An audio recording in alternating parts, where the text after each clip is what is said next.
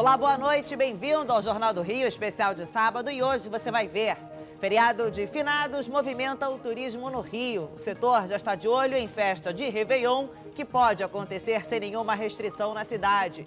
E a proximidade do verão faz muitas pessoas procurarem por procedimentos estéticos em busca do corpo perfeito. Mas especialistas alertam para os exageros e as pegadinhas de clínicas sem profissionais habilitados.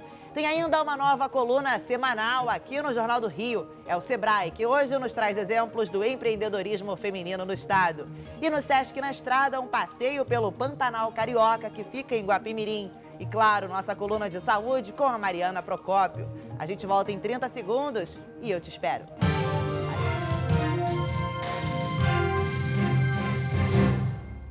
E a gente abre o Jornal do Rio de hoje falando do bom momento que vive a capital fluminense quando o assunto é coronavírus. Por isso, o setor de turismo vem se animando para a retomada das atividades. A Rafaela Cascardo traz uma entrevista agora para a gente sobre essa expectativa. Oi, Yasmin. Oi, pessoal. Hoje eu estou com o vice-presidente do Sindicato Hotéis Rio, José Domingos Buzon, para conversar sobre a retomada do turismo aqui no Rio de Janeiro com as medidas de flexibilização da pandemia da Covid-19. Então, agradeço muito a sua participação, viu, José? Seja bem-vindo. Obrigado, boa noite. Bom, nessa semana a gente teve a queda da obrigatoriedade do uso de máscaras de proteção facial no Rio de Janeiro, em Búzios também. Eu começo perguntando, né? O senhor acredita que isso vai ajudar a fomentar o turismo no Rio de Janeiro ou de alguma forma pode até atrapalhar? Eu acredito que isso vai fomentar, porque é uma consequência da redução do número de mortes, do avanço da vacinação. A população quase toda da cidade do Rio de Janeiro está vacinada com a primeira dose, segunda dose bem avançada, o número de mortes reduziu bastante. Eu acho que isso vai incentivar as pessoas, porque a decisão governamental foi uma consequência do avanço enorme que nós tivemos aqui na cidade. Então, eu acho que as pessoas se sentirão seguras de vir para o Rio de Janeiro. Agora, a gente está no meio de um feriadão, né? Então, qual é a expectativa aí para esse feriado de terça-feira? Melhor do que o ano passado? Certamente, né? O ano passado, a média desse feriadão foi na faixa de 45%. Quer dizer, com tarifas muito reduzidas, que reduziu bastante a receita do setor e também, em consequência, a quantidade de empregos que nós tínhamos naquela época. Hoje o cenário é completamente diferente. E o nosso marco que separou, que deu o pontapé inicial nessa recuperação mais intensa foi 7 de setembro, que foi o primeiro grande feriado que nós tivemos uma ocupação muito melhor. E esse feriado eu acho que está tendo um resultado significativo. Vamos ter na faixa de 85% ocupação média da cidade, e isso é quase o dobro do que nós tivemos no ano passado. Agora, a gente já está aí chegando em novembro, de olho no final do ano, de olho no Réveillon, e a expectativa muito grande de todo mundo, né, em relação a essa data. A Prefeitura do Rio já disse que chegando aos 75% de população total vacinada, vai ter Réveillon sem restrição. E aí, qual é a expectativa de vocês para essa festa? Já tem algum número aí que o senhor possa adiantar para a gente de reservas para essa data? Eu acho que, quer dizer, o avançado da vacinação, da recuperação da cidade depois de 7 de setembro foi quando começou a ter um nível mais significativo de reserva para o Réveillon. A Prefeitura já confirmou que vai ter Réveillon e Carnaval e, como consequência do avanço da vacinação, redução de número de mortes, a estabilização da pandemia. Então, nós estamos bastante otimistas. Os números da reserva têm aumentado. Hoje, estamos estimando na faixa de 50% de reservas para o Réveillon. Quer dizer, eu acho que isso é um número muito bom em função do cenário que nós tivemos bem recente de pandemia agora. Fazendo um balanço desse ano agora de 2021 em relação ao ano passado, o que melhorou e quais foram os principais impactos, né, da pandemia para o setor de hotelaria aqui do Rio?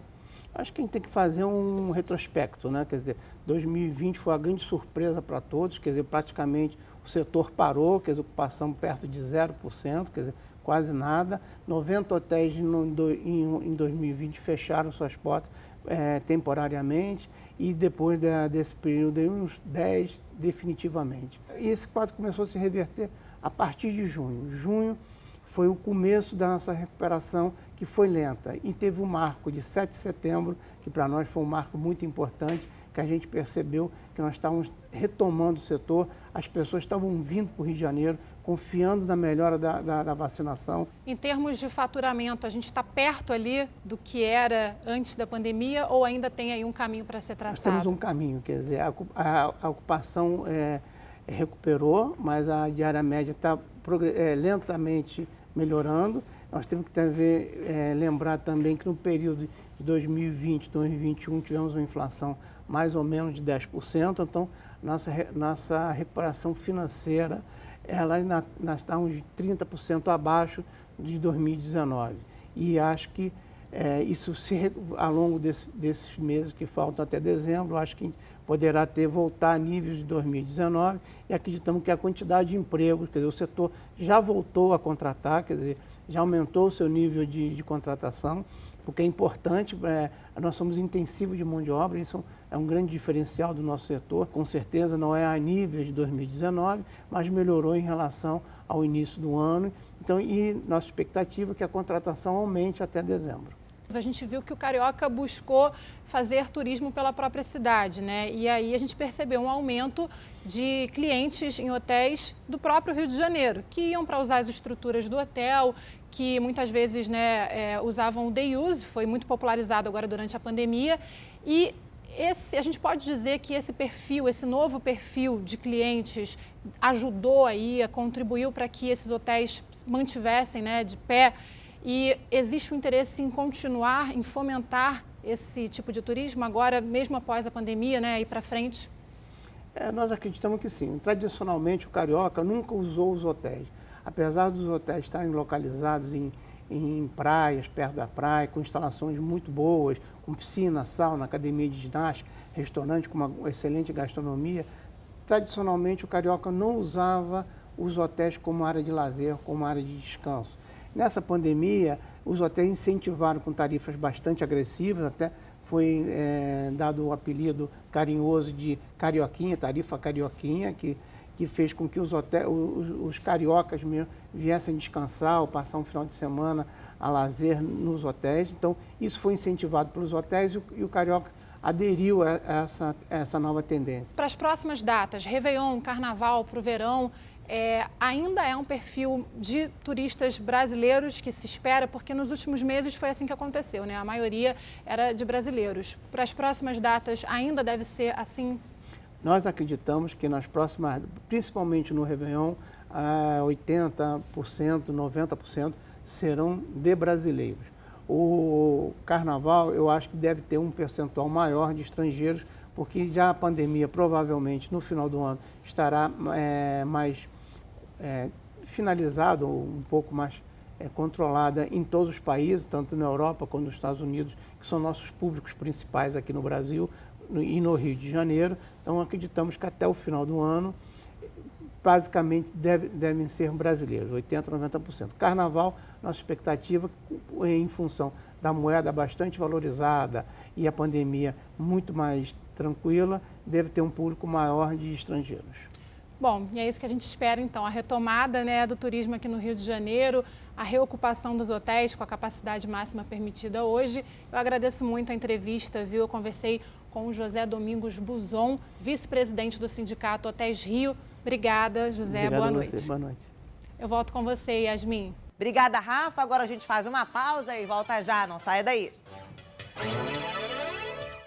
E agora a gente conversa com o cirurgião plástico Dr. André Maranhão sobre cirurgias e procedimentos estéticos que têm sido muito procurados, principalmente com a chegada do verão. Mas a gente também fala sobre os cuidados com esses procedimentos. Obrigada pela participação no Jornal do Rio. Sempre um prazer contribuir e estar aqui à disposição de vocês. Doutor André, a gente começa então essa entrevista falando da famosa lipo HD, né? Um procedimento que tem sido muito procurado aí pelas mulheres, principalmente com a chegada do verão, uma lipo de alta definição. Então explica pra gente um pouquinho como que é feito esse procedimento, né? E o porquê, talvez, aí no aumento pela procura. A lipoaspiração de alta definição é uma técnica que desenvolveu-se na Colômbia com o professor Alfredo Royos e foi estudada basicamente para você adquirir mais formas durante a realização da lipoaspiração. Já tem uma indicação muito precisa para pessoas que já têm alguma atividade física ou que irão se adequar a esse resultado, porque é um resultado que exige manutenção, exige cuidado e não pode ser tratada apenas como uma lipoaspiração de emagrecimento. Se você vai tratar uma região abdominal isoladamente, fica estranho o paciente não ter ombro, não ter uma coxa mais malhada. Então acaba que você precisa analisar se você precisa também fazer lipoaspiração nestas áreas para poder dar o acabamento que é necessário. Nunca esquecendo da segurança cirúrgica, que é o nosso foco quando se vai indicar um tratamento desse. O paciente tem que estar preparado e saber como lidar com esse pós-operatório. Agora, é um procedimento mais procurado por mulheres, mas também homens podem fazer, né? Eu acho que a gente pode dizer que os homens aumentaram muito na procura geral dos consultórios de cirurgia plástica, perderam aquela timidez, né? Antigamente eles eram trazidos pelas esposas, agora vão mais sozinhos com a sua própria busca. E você tem uma situação da busca do contorno corporal masculino é mais forte e a busca do tratamento facial nas mulheres também é uma outra pegada muito para final de ano e verão. Doutora André, a gente está falando de procedimentos cirúrgicos, né, muito importantes, mas a gente também tem que deixar a população atenta, porque muitos desses procedimentos têm sido feitos em locais inapropriados e também por profissionais que não são capacitados para isso, né? Às vezes, assim, a facilidade no pagamento ou a agilidade ali de fazer um procedimento acaba atraindo pacientes e aí a gente sabe que muitas vezes, né, podem ocorrer alguns erros, pacientes podem perder a vida, ficar com algum tipo de deformação pelo corpo, então tudo isso também deve ser levado em consideração, né? Definitivamente, esse é um mantra da Sociedade Brasileira de Cirurgia Plástica que é muito claro para a gente precisa alertar a população que fazer procedimento cirúrgico, principalmente se você está falando de cirurgia plástica, deve ser feito com um cirurgião plástico. É uma pessoa que teve um treinamento de grande porte, são 6 anos de medicina, mais 2 a 3 anos de cirurgia geral. Quando ele se torna um bom cirurgião, aí sim ele faz um concurso para passar por uma especialização em cirurgia plástica, onde ele vai levar mais 3 anos, que são especializações que são controladas basicamente pela Sociedade Brasileira de Cirurgia Plástica, porque elas têm mais ou menos os mesmos critérios de formação. Se você vai fazer qualquer coisa, que você vai tomar uma anestesia, que você vai ficar no subconsciente, você tem que estar dentro de uma estrutura que possa lidar com isso. Desde uma clínica que tenha suporte de terapia ou um hospital geral que seria o mais adequado para cirurgias de maior porte. Cirurgias associadas, cirurgias de maior porte, pense em hospital geral. Cirurgias menores, únicas, não associadas, podem ser feitas em clínicas menores, mas que tenham toda a estrutura hospitalar adequada. A gente está sabendo que existem situações até de silicone industrial aplicado em situações para verão, a gente está falando de verão, então há uma busca muito grande. Eu quero ter o bumbum da moda para ir para o carnaval, eu quero ter a mama da moda e é mais barato botar um silicone industrial. Isso é um absurdo, isso é um crime. Silicone solto no corpo da paciente, ele pode andar para as outras áreas e parar até o pé, gerando fístulas e situações muito complicadas. A gente via isso muito em hospitais públicos que atendem essas demandas e hoje em dia a gente tem que orientar sempre. Se você vai fazer alguma situação de silicone, tem que ser feita dentro de um lugar que tem esterilização plena e principalmente utilizando-se de próteses que são revestidas por uma cápsula que evitam que haja qualquer migração desse silicone pelo organismo. Não é só colocar um negócio, vai para casa, se der problema procura um médico. Procure sempre um profissional que possa te dar atendimento do início ao fim. Doutora André, obrigada pela participação aqui no Jornal do Rio. Eu que agradeço, em nome da Sociedade de Cirurgia Plástica, a oportunidade de esclarecer e alertar a população. E agora você confere o novo quadro aqui no Jornal do Rio do Sebrae, que vai falar um pouquinho do empreendedorismo feminino no estado. Confira. Você sabia que no estado do Rio de Janeiro, 36% dos donos de negócios são mulheres? Hoje eu vim a Niterói conhecer 2 dessas empreendedoras. Graciele, sua loja é um sucesso. Conta pra gente essa trajetória até aqui. Tudo começou em Paracambi, meu pai era técnico, a gente vivia na oficina e com muita dificuldade de comprar os produtos e nem sempre a gente era bem atendido ou encontrava tudo que a gente queria numa loja só. E aí eu decidi fazer alguma coisa nova, falei, vou inovar no segmento de refrigeração e oferecer para o técnico uma loja com muito mais produto, conforto e atendimento de qualidade. E como que o Sebrae te ajudou nesse processo? O Sebrae esteve parceiro da Eletrofigor desde o início. O Sebrae tem produtos que atendem a gente quando está pequenininho e quando a gente vai crescendo também. Eu fiz Empretec, fiz estratégias empresariais e mais recentemente fiz o programa Scale Up, que foi um divisor de águas para a nossa história. Obrigada por dividir essa trajetória aqui com a gente.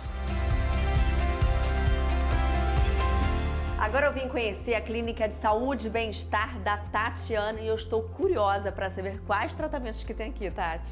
Então, aqui a gente tem todos os tratamentos que são possíveis para a saúde e qualidade de vida do paciente que chega aqui, para a gente impactar o máximo que a gente puder.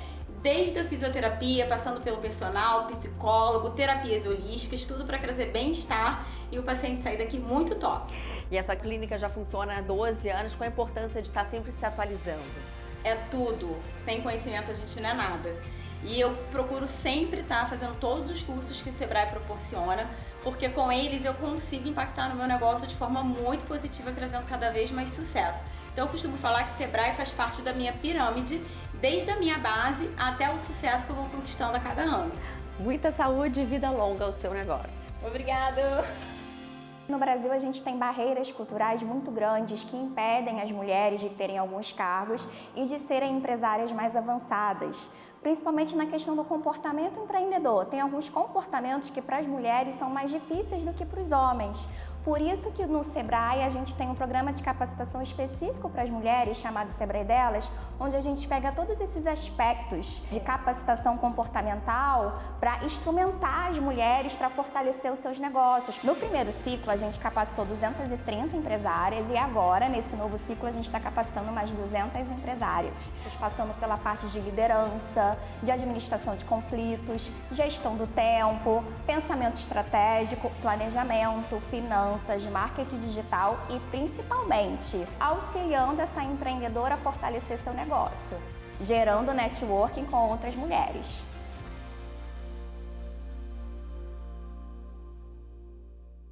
Último intervalo e na volta tem o nosso quadro da saúde com a Mariana Procópio. Fica aí que a gente volta já. Gente, não é bom quando você pode fazer as coisas do jeito que quer? Escolher de acordo com o que você precisa é a melhor coisa do mundo, não é não? Então, com o seguro Mafre Alto é assim. Você pode ter um seguro conforme as suas necessidades, com mais ou menos coberturas, como você preferir. É um seguro feito para você. Excelente, né? E ainda tem serviços para casa sem custo adicional. Sabe o que é? Chaveiro, encanador, instalações. Precisou? É só falar. Tem guincho 24 horas também, tá? E ó, você pode escolher ter mais quilometragem de guincho. Carro reserva tem para 7, 10, 15 ou até 30 dias. Você que sabe. Sem falar no atendimento Mafre, né? É gente que cuida de gente. Quer alguém que te atende com agilidade? Quer uma empresa global, sólida e que respira confiança? Peça um seguro Mafre Alto para o seu corretor. Hora do nosso passeio pelo estado com o Sesc na estrada e dessa vez vamos conhecer Guapimirim e sua reserva ecológica. Olha só.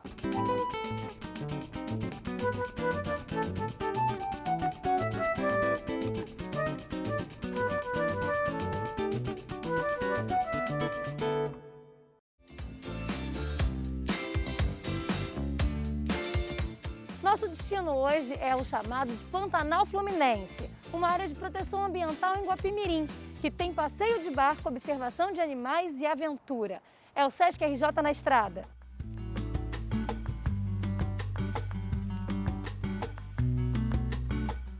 Guapimirim é uma região de manguezais e área de proteção ambiental. E para nossa sorte, o turismo aqui ele é permitido. O passeio pelo barco, de manhã bem cedinho, ele leva a gente até um local onde a gente consegue ver os botos. E quem vai guiar a gente hoje é o Malafaia. Tudo bem, Malafaia? Tudo. Que bom. Me conta uma coisa. Antigamente, existiam cerca de 600 botos aqui, mas hoje só existem 30, é isso mesmo? Só, infelizmente.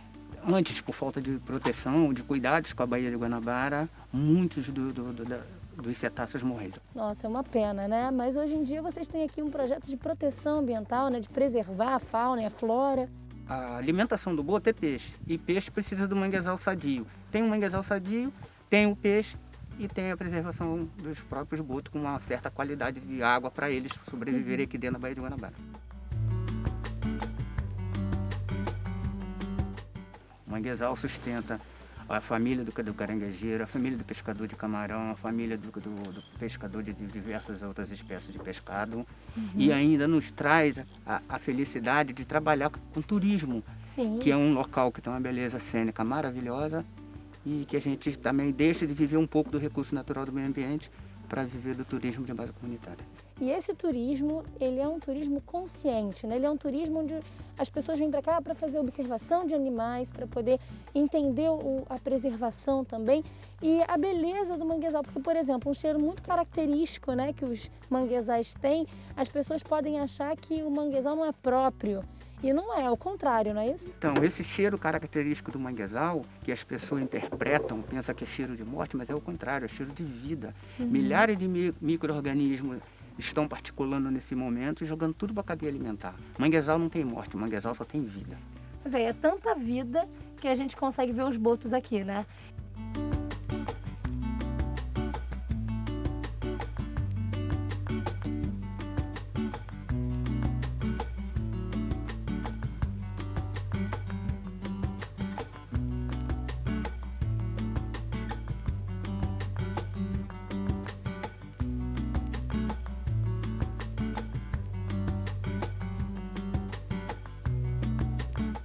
O Rio de Janeiro não tem bioma com fauna, flora, clima ou solo de Pantanal. Mas os rios são curvos e nos remetem ao Pantanal mato-grossense. Graças à experiência do Malafaia, a gente já estava quase desistindo, mas a gente finalmente encontrou o boto e a emoção foi assim indescritível. Foi incrível ver ele de pertinho e ó, já podemos voltar agora realizados.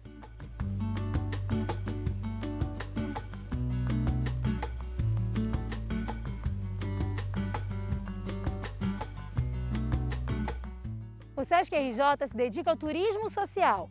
Fica de olho no site e nas redes sociais da instituição para você saber mais sobre viagens e passeios. E todo sábado vai ser assim, um destino pouco conhecido dentro do estado para você se divertir. É o Sesc RJ na estrada.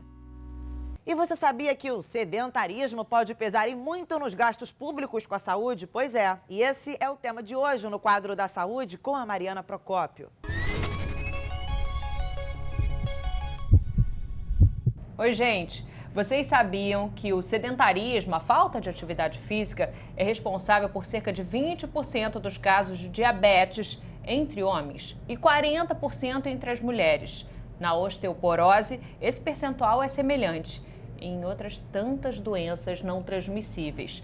O custo disso para a nossa saúde é óbvio, mas e o custo para o nosso bolso? Pois é, uma pesquisa feita pela Universidade Federal Fluminense foi atrás da resposta e o resultado é impressionante. Esse estudo, ele envolveu profissionais da área de saúde e também de economia, para fazer as contas aí do custo do sedentarismo. A gente conversa agora com um dos responsáveis pela pesquisa, que é professor do Departamento de Economia da UF, a Universidade Federal Fluminense, professor Marco Antônio Vargas, a quem eu já agradeço. Professor, qual que foi o objetivo principal dessa pesquisa? A inatividade física, ela é, digamos, um dos principais fatores de risco para doenças crônicas não transmissíveis. O que se buscou fazer foi quantificar, então, em termos econômicos, o impacto da inatividade física sobre os custos de internação do SUS relativos a doenças crônicas não transmissíveis. E qual foi o resultado? O resultado é impressionante. Né? Assim, primeiro porque é um cálculo conservador. Você percebe que tem segmentos populacionais onde o nível de inatividade é maior. Mas, em média, né, 48% da população brasileira pode ser considerada inativa. Ou seja, a OMS ela considera a inatividade dentro de uma faixa, né, que você não consegue cumprir entre 150 e 300 minutos de uma atividade aeróbica por semana, você pode ser classificado dentro de uma categoria de inatividade. E como é que foi feita a pesquisa? Nós usamos estatísticas muito conservadoras. Primeiro, para definir o perfil da inatividade no Brasil, que é alto, em comparação com a América Latina, por exemplo, nós estamos, né, no patamar acima, e buscamos, junto com esse dado, quantificar, digamos, o quanto dessa inatividade, o quanto das doenças crônicas não transmissíveis, a incidência dessas doenças pode ser atribuído à inatividade. Então, existem alguns indicadores de fração atribuível, ou seja, para algumas doenças, hipertensão, diabetes, neoplasias de cólon, você tem indicadores que mostram a correlação entre a inatividade e a doença crônica não transmissível. Então, usamos esses dados da literatura e levantamos os custos de tratamento, na verdade, os custos de internação, junto ao DataSUS. Então, o cruzamento dessas informações, ou seja, você tem o perfil da inatividade, mas você junta isso com uma ideia de custo econômico. nos levou a um dado que, atualizado para 2019, ele revela que mais ou menos 300 milhões de reais é o custo da inatividade. Se você for pegar as hospitalizações no SUS, internações no SUS decorrentes, né, de 7, no caso, doenças crônicas não transmissíveis. E onde que o nível de inatividade, de sedentarismo é maior? Mais pobres, o nível de inatividade entre mulheres é maior do que entre homens, em função de questões, enfim, né, da própria configuração da sociedade brasileira, né, muito complicado. Você tem, quanto menor o nível educacional, você tem maior o nível de inatividade. Né? É importante explicar por que o dado é conservador. Né? Quando eu me refiro aos custos econômicos da inatividade, eu estou me referindo aos custos de internação no SUS. Eu não estou incorporando ainda nesse custo, né, medicamentos, consultas e uma série de custos acessórios que vêm, né, digamos, com a incidência, com a prevalência das doenças crônicas não transmissíveis. Então, ele, de fato, é um número que, com certeza, podemos afirmar que ele é inferior ao que a realidade deve mostrar. Obrigada, Marco Antônio Vargas, professor do Departamento de Economia da UF. É a primeira vez que a gente tem alguém de fora da área da saúde falando aqui no nosso quadro de saúde, porque, como vocês viram, a falta de atividade física repercute na nossa saúde e também no nosso bolso, gente. Olhar para frente, pensar no futuro e compartilhar essa informação. Todo o conteúdo, a entrevista vai estar salvo na nossa rede social e no YouTube Band Rio. Vai lá, compartilhe. Informação é prevenção, é saúde e economia também. Boa noite, gente. O Jornal do Rio fica por aqui, volta na segunda-feira às 10 para as 7 da noite. Boa noite para você, um ótimo domingo e até segunda. Eu te espero.